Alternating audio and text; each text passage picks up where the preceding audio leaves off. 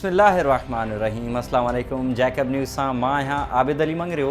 पेश आहिनि हिन वक्त जो हेडलाइन। जैकबाबाद समेत सिंध बलूचिस्तान के मुख्तलिफ़ शहरनि में तेज़ हवाउनि सां तूफ़ानी मींहुं ऐं ग़ज़बनाक गड़ो।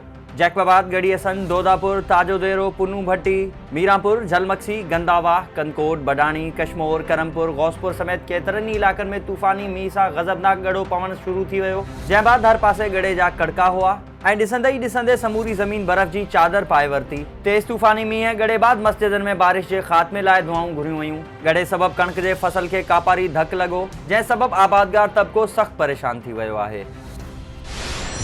जैकबाबाद में 12 खां वधीक जसकम कारकुन ऐं उहिदेदार पार्टी छॾे क़ौमी धारा में शामिल थी विया। जीअं सिंध जे कारकुननि वहीद बिरोही जी अॻवानी में डिस्ट्रिक्ट प्रेस क्लब में प्रेस कॉन्फ्रेंस कंदे चयो त असांजो अॼु खां पोइ जीए सिंध महाज सां को बि वास्तो न आहे। असीं सच्चा मुहिब वतन पाकिस्तानी आहियूं। इन मौक़े ते मंज़ूर सोलंकी, असद सोलंकी, शोएब दायो, जावेद नाइच ऐं सलीम सूमरो मौजूदु हुआ। जन जसकम खे अलविदा करे छॾियो। जैकबाबाद में माज़ूर ॻोठाणे जो SHO अब्दुल गफ़ार कमरानी ख़िलाफ़ एहतजाज। ॻोठ हाजी जान मोहम्मद कंडरानी वासी माज़ूर साबुल कंडरानी पंहिंजे सौट ख़ादिम कंडरानी सां गॾिजी एहतजाज कंदे चयो त कुझु ॾींहं अॻु चोरी थियल गऊं वापसि कराइण लाइ SHO RD 52 अब्दुल गफ़ार कमरानी 20,000 रुपया रिश्वत वरिती ऐं हाणे धमकाए रहियो आहे। SSP खे अपील आहे त SHO ख़िलाफ़ कार्रवाई करे चोरी थियल गऊं वापसि कराई वञे। शिकारपुर का बदली थी आयल DSP लीगल ख़ालिद हुसैन मंगरियो जैकबाबाद में चार्ज संभाले वरिती। PDSP कमरुद्दीन महर जी बदली बाद शिकारपुर में मुकर्रर PDSP ख़ालिद हुसैन मंगरियो जी जैकबाबाद बदली थी, जंहिं अॼु ऑफिस पहुची चार्ज संभाले वरिती आहे। दोदापुर वेझो कुझु ॾींहं अॻु रोड हादसे में ज़ख़्मी थींदड़ ॻोठाणो सखर अस्पताल में फ़ौत। ताजोदेरो थाणे जी हद खीरथर कैनाल भरिसां शेरापुर मोड़ वटि मोटरसाइकिल जे टक्कर में ज़ख़्मी थियल 50 वरनि जो अली मदद बिरोही सखर अस्पताल में ज़ख़्मनि जा सूर न सहंदे फ़ौत थी वियो। खैरपुर में इंटर जी शागिर्दियाणी पारां भेणवीअ मथां बदफ़ैली करण जो इल्ज़ाम। लुकमान मेमण वासण 18 वरनि जी मनाहिल मदनी एहतजाज कंदे चयो त भेणीअ फ़हद ट्रगड़ जिन्सी हवस जो निशानो बणायो ऐं वीडियो बि ठाही, जंहिं बाद हुन मूंखे ब्लैकमेल कयो ऐं वालिद जा रखियल 6 लख रुपया खेसि खणी ॾिना। इन बावजूद फ़हद ट्रगड़ संदसि माउ पीउ मूंखे ऐं मुंहिंजे घरवारनि खे क़त्ल करण जूं धमकियूं ॾेई रहिया आहिनि। संदनि ख़िलाफ़ कार्रवाई करे तहफ़्फ़ुज़ फ़राहम कयो वञे। कंधकोट में क़ौमी अवामी तहरीक जो सहाफ़ी अजय लालवाणी जे क़त्ल ख़िलाफ़ एहतजाज। क़ौमी अवामी तहरीक जी ज़ैली तंज़ीम सिंधी हिंदू तहरीक जे सॾ ते विजय कुमार, सज्जाद बिरोही, आशीष कुमार ऐं ॿियनि जी अॻवानी में प्रेस क्लब आॾो एहतजाज कयो वियो। अॻवाननि अजय लालवाणी जे क़ातिलनि ऐं पुलिस ख़िलाफ़ सख़्तु नारेबाज़ी कई ऐं घुर कई त संदसि क़ातिल निर्वार करे सज़ाऊं ॾिनियूं वञनि। मठियारी में पीरज़ादा मोहल्ला में शहरी जे घर मां चोरी, चोर समूरो सामान ॿोहारे विया। आज़म आख़ूंद जे घर मां अणसुञातल चोर 3 सोना सेट, 1 सोनी दोहरी ऐं कंगण समेत 50,000 रुपया खणी फ़रार थी विया। मुतासिर मूजिब घर में को भी मौजूद न हो। ॾींहुं ॾिठे जो चोर घर में घिड़ी सामान ॿोहारे विया आहिनि। चोरी वापसि कराए जवाबदारनि खे गिरफ़्तार कयो वञे। कंधकोट में औरत जो AC अयाज़ सूमरो मथां जिन्सी ज़्यादती करण जो इल्ज़ाम। कंधकोट प्रेस क्लब में औरत प्रेस कॉन्फ्रेंस कंदे चयो त असिस्टेंट कमिश्नर अयाज़ सूमरो घर न ड्राहिण जे आसिरे ते पंहिंजे पुलिस एहलकार ज़रिए बंगले ते खणी वियो ऐं उते जिन्सी ज़्यादती कई, जंहिं बाद घर बि ड्राहे छॾियो। पंहिंजो घर बचाइण लाइ इज़त बि दाव ते लॻाई, पर तंहिं बावजूद घर ड्राहियो वियो। हुन चयो त मूं वटि इन ॻाल्हि जा सबूत बि आहिनि। AC ख़िलाफ़ कार्रवाई करे इंसाफ़ ॾिनो वञे।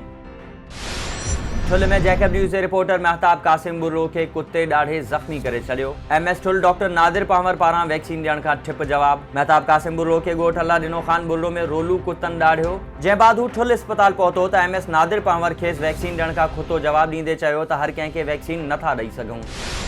बलूचिस्तान में नौरोज़ लॻंदे ई मुख़्तलिफ़ इलाक़नि में बारिशुनि ऐं बर्फ़बारी जो सिलसिलो शुरू। कोयटा समेत बलूचिस्तान जे मुख़्तलिफ़ इलाक़नि में बरसाति ऐं बर्फ़बारी कल्ह खां शुरू आहे। कोयटा में बारिश जॾहिं त ज़ियारत, तूबा काकड़ी समेत केतिरनि ई हंधनि ते बर्फ़बारी थी, जंहिंखां पोइ मौसम सर्द ऐं मंज़र ख़ूबसूरत थी विया आहिनि।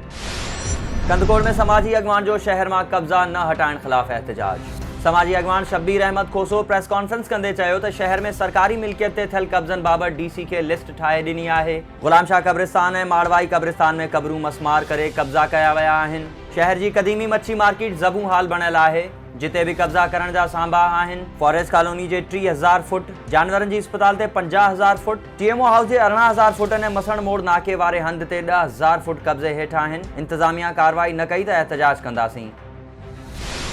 मुबारकपुर में नींगर समेत 3 ॼणनि खे कुतनि ॾाढे ज़ख़्मी करे छॾियो। 5 वरनि जो मासूम नींगर रियाज़ घर ॿाहिरां रांदि करे रहियो हो त रोलू कुते खेसि ॾाढे ज़ख़्मी करे छॾियो, जॾहिं त 25 वरनि जे मोहम्मद अली ऐं रफ़ीक अहमद खे बि कुतनि ॾाढे ज़ख़्मी कयो। मक़ामी अस्पताल में वैक्सीन न हुअण सबबि खेनि जैकबाबाद मुंतक़िल कयो वियो।